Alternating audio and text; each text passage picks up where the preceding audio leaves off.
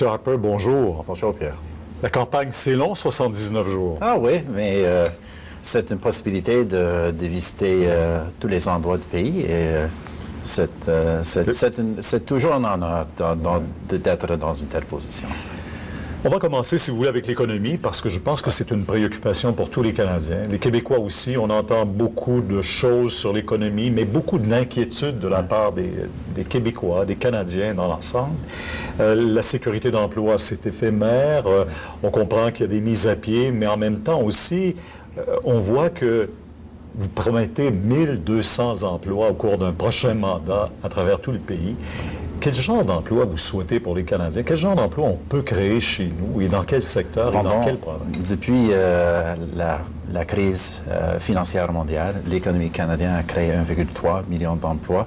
90% de ces emplois sont à plein temps, 80% sont dans le secteur privé. Les revenus de la classe moyenne augmentent un peu au Canada. C'est différent que des autres pays et je pense qu'on peut continuer ça. Évidemment, nous sommes dans une économie mondiale très fragile. On doit prendre des bonnes décisions en ce qui concerne des taxes, des impôts, des dépenses, des budgets équilibrés, mais nous avons un plan avec des dépenses abordables, efficaces, un budget équilibré et les baisses de taxes d'impôts. Et je pense qu'un tel programme peut continuer la performance supérieure du Canada, qui est pendant les décennies passées, la meilleure parmi les pays du G7. Et vous allez plus loin encore, parce que là, vous proposez une loi qui interdirait toute hausse de taxes de taxes de vente, toute hausse d'impôts sur le revenu, et même vous y allez avec une nouvelle mesure concernant toute taxe aléatoire sur des projets qui pourraient venir. Nous devons donner notre assurance à la population que nous ne proposerons pas des hausses de taxes et d'impôts. C'est notre politique comme gouvernement conservateur depuis longtemps, mais dans cette élection, évidemment, les autres partis proposent des hausses de taxes et d'impôts très sévères. Par exemple, des grosses augmentations des cotisations salariales pour les pensions, pour l'assurance emploi, pour l'NPD. Pour quelqu'un qui gagne seulement 60 000 $ par année, ça va coûter 1 500 $. C'est incroyable. Les PME de ce pays disent qu'on va perdre des emplois. La moitié des PME disent qu'ils vont couper des emplois avec des hausses de taxes comme ça. C'est nécessaire pour un gouvernement conservateur, dans cette élection, dans les options qui existent, de donner une option claire de ne pas hausser les taxes et les impôts. Mais en même temps aussi, est-ce que vous avez la certitude et la conviction que les riches paient suffisamment d'impôts et que les abris fiscaux, c'est correct? Notre loi va empêcher l'augmentation des taux des impôts, des taux de taxation de vente, des choses comme ça. Ça n'empêche pas le gouvernement d'éliminer des paradis fiscaux et nous faisons ça chaque année. C'est important. Mais quand le NPD et les autres partis disent, l'NPD par exemple, il dit qu'on va taxer, on va imposer des hausses d'impôts juste pour des grandes compagnies. Ouais. Mais on a vu où ça mène. En Ontario, ça a éliminé des postes. C'est la même chose en Colombie-Britannique. On voit la même chose maintenant en Alberta. Ce sont des augmentations pour toutes les compagnies, y compris des PME. Ce n'est pas bon pour les compagnies. Je ne parle pas des compagnies, là. Je parle des gens les plus riches. Ouais. Est-ce que vous jugez qu'ils paient suffisamment d'impôts? C'est notre engagement de ne pas hausser les taux des taxes et des impôts. Les riches paient le taux le plus supérieur, le plus haut, et je n'ai pas l'intention d'hausser ces taxes et ces impôts. C'est notre intention de les baisser. La grande majorité des baisses de taxes d'impôts que ce gouvernement a fait, en commençant par la coupure de la TPS de 7 à 6 à 5 % sont pour la classe, sont pour les pauvres et la classe moyenne. Vous savez bien qu'on ne peut pas ne pas parler du NICAB qui est revenu dans la campagne électorale et on a vu à la lumière des sondages que c'est une inquiétude réelle, autant pour les Québécois que pour les Canadiens. Est-ce que c'est un problème réel ou si c'est la dualité du multiculturalisme dont on se vante beaucoup au Canada ou si c'est un problème réel d'identité canadienne? Je pense que c'est quelque chose d'important. Depuis longtemps, la politique de notre gouvernement et quand des nouveaux citoyens prêtent serment, on doit le faire avec visage découvert. C'est une question de nos valeurs d'égalité et d'ouverture. C'est une question de la tolérance. Et nous avons évidemment une société multiculturelle, mais une société ouverte, où on peut identifier des autres personnes. De cacher l'identité au moment où on se joint à la famille canadienne, ce n'est pas acceptable. Et ce n'est pas acceptable de dire que seulement des femmes doivent se couvrir le visage dans notre société canadienne moderne.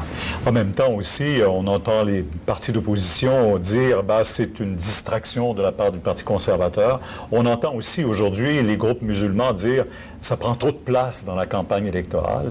C'est un problème. On parle de 50 personnes. C'est une question fondamentale des valeurs, fondamentale de nos valeurs d'égalité et d'ouverture. Et là, presque tout le monde comprend ça.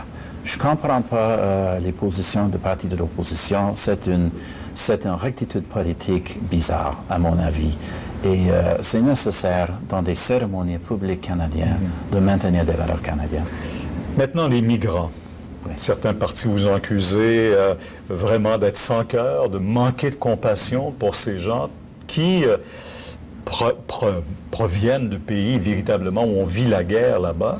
Est-ce qu'on doit travailler justement avec le pape François qui était devant les Nations Unies hier, rappelait l'importance pour tout le monde d'accueillir ces gens-là en disant, écoutez, on est tous des fils d'immigrants.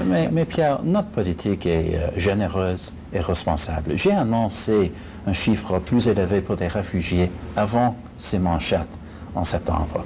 J'ai annoncé un processus plus vite. J'ai annoncé plus d'aide humanitaire pour la région. Nous sommes un des plus grands donateurs de l'aide de la région du monde. On va continuer notre mission militaire contre le soi-disant État islamique qui crée ces réfugiés. Mais on va faire ça dans un système où le Canada fait la sélection de nos réfugiés selon des critères prioritaires, selon des critères de sécurité. C'est une réponse compatisante et responsable. Les autres partis ont proposé, franchement, d'ouvrir les vannes.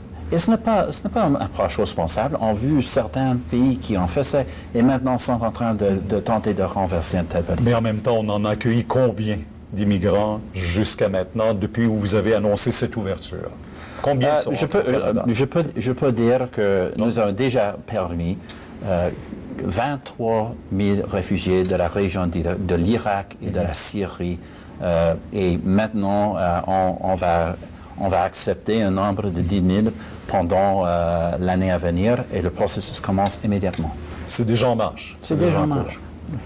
Un grand défi pour les gouvernements, c'est le vieillissement de la population. Oui. On le sait très bien, les frais de santé.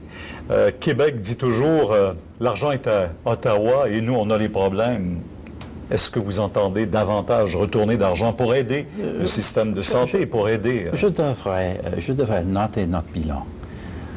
Nous sommes le premier gouvernement de l'histoire qui a équilibré le budget en augmentant les transferts aux provinces.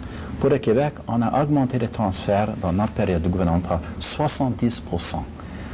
Les transferts à toutes les provinces canadiennes pour la santé ont augmenté de 20 milliards de dollars quand nous sommes arrivés en fonction à 34 milliards aujourd'hui et ça va continuer à augmenter à 40 milliards de dollars à la fin de la décennie. C'est une politique très généreuse.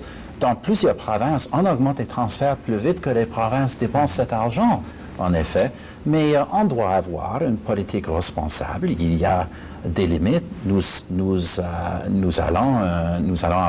allons avoir un budget équilibré. Et c'est important parce que nous pouvons dire, c'est tout à fait différent que l'ancien gouvernement libéral, que ces transferts sont garantis. Parce que nous avons un budget équilibré. Ce sont des transferts, même en augmentation, qui sont abordables. On est au 37e étage d'un hôtel du centre-ville et on voit tout près les steccades du pont Champlain et le nouveau pont Champlain qui sera là-bas. Ça sera une bonne chose. Et vous insistez toujours, il y aura toujours un péage et vous ne considérez pas ça comme une nouvelle taxe? Je pense, Pierre, que c'est juste. C'est un chantier de 4 milliards de dollars qui va employer 30 000 personnes dans la région de Montréal. Quand on fait un tel chantier comme ça, c'est raisonnable d'avoir pour une proportion modeste une participation des utilisateurs. On fait la même chose à Windsor, en Colombie-Britannique. Quand on fait un grand pont comme ça, on a un péage. C'est juste une politique. C'est une politique de justice, en effet. Évidemment, le fédéral paie la grande majorité, mais ce n'est pas juste pour les gens hors Montréal et au reste du Canada de payer tous les frais. En terminant, on dit qu'au Québec, les conservateurs ont eu beaucoup de difficultés. Vous avez recruté quelques personnalités qui sont aussi en difficulté. Des très bons candidats ici. Peut-être de très bons candidats, mais en même temps, qu'est-ce qui fait que ça passe pas ou que ça passe moins bien? On va voir. On va voir. Je suis convaincu que pour protéger notre économie, pour assurer la baisse des taxes et des impôts, pour avoir de la stabilité économique avec un budget équilibré et des bonnes possibilités à l'avenir, le choix est clair. Le choix pour l'économie est les baisses de taxes d'impôts, un budget équilibré et plus d'emplois, ou les hausses de taxes d'impôts, les déficits permanents et les pertes d'emplois proposées en effet par les partis de l'opposition. Pour moi, c'est le choix fondamental. Je suis convaincu que les Québécois vont voter pour protéger notre économie. Il y a encore beaucoup de jours à cette campagne électorale. On aura l'occasion notamment de se voir vendredi prochain au débat de TVA. Merci beaucoup, M. Rapin. Merci encore. Alors, c'est le troisième chef que nous recevions.